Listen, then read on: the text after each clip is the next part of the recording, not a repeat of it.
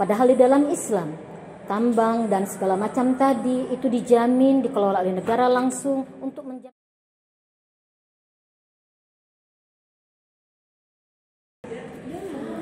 Assalamualaikum warahmatullahi wabarakatuh.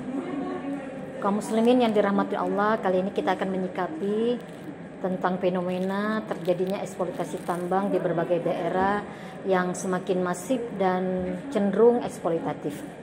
Di Sumatera Selatan, akhir-akhir ini kita dengar ada serangan harimau ke rumah-rumah penduduk, bukan hanya menyerang dalam bentuk menakut-nakuti tetapi sudah memakan korban. Kita tanyakan kenapa bisa seperti itu? Kenapa si raja hutan ini kemudian lari dari habitatnya?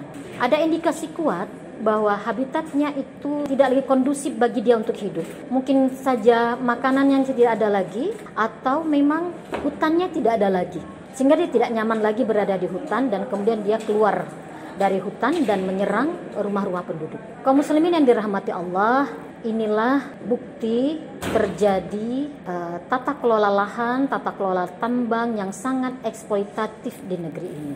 Kenapa bisa terjadi? Karena memang undang-undang yang diproduksi oleh badan legislasi kita memungkinkan untuk itu. Ini berarti bahwa negara dengan cara kelola seperti ini sering disebut dengan negara korpotokrasi.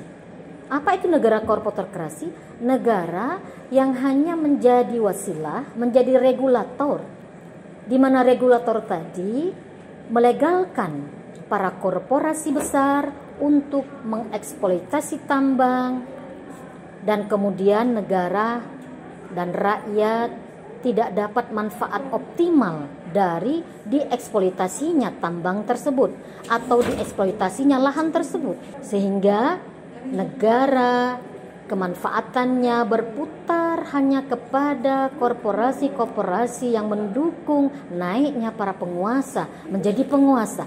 Kemudian mereka bekerja sama secara jahat untuk menyedot sumber kekayaan alam rakyat tadi. Padahal Allah telah menitipkan kekayaan banyak sekali seperti di Indonesia. Namun Allah juga menerapkan aturan lewat lisan Rasulullah bahwa tambang, kemudian hutan, air yang potensinya itu seperti air mengalir, artinya banyak, maka itu tidak boleh dikelola oleh individu, apalagi korporasi, apalagi swasta, apalagi asing.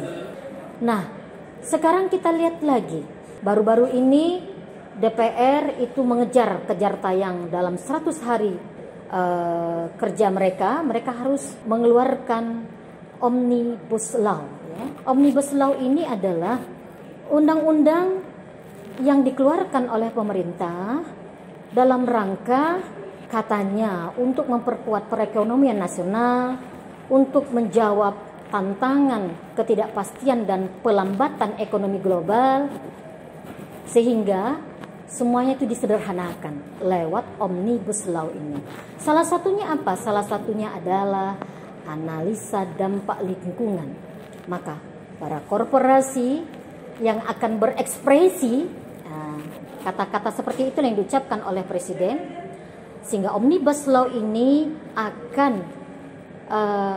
menghilangkan hambatan-hambatan bagi para korporasi tadi untuk mengekspresikan eksploitasinya terhadap kekayaan alam, tambang, lahan dan sebagainya.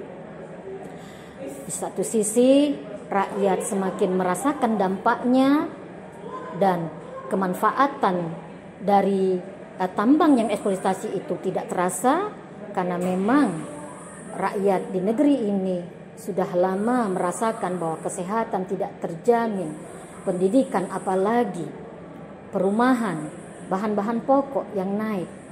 Padahal di dalam Islam, tambang dan segala macam tadi itu dijamin dikelola oleh negara langsung untuk menjamin 6 kebutuhan dasar.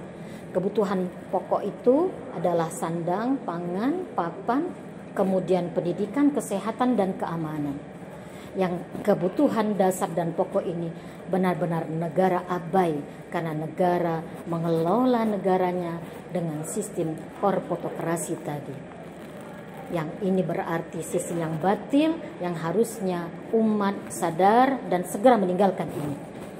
Kaum muslimin yang dirahmati Allah, semoga kita berlomba-lomba menyadarkan ini, menyadarkan kepada umat sehingga umat benar-benar mengambil kemuliaannya, sehingga syariat Allah mengenai pengelolaan mereka terhadap negara, terhadap rakyat itu benar-benar dipakai menjadi standar di dalam negeri ini lewat tegaknya institusi politik yang kredibel untuk itu, yaitu tegaknya khilafah ala minhaji nubuwah. Semoga kita semua diberikan Allah keluasan waktu untuk mendakwakan ini sehingga umat sadar, kesadaran umumnya terbentuk, kemudian opini umumnya terbentuk, dan kemudian umat bergerak melakukan perubahan yang secara mendasar yang dicontohkan oleh Rasulullah SAW. Demikian, terima kasih. Wassalamualaikum warahmatullahi wabarakatuh.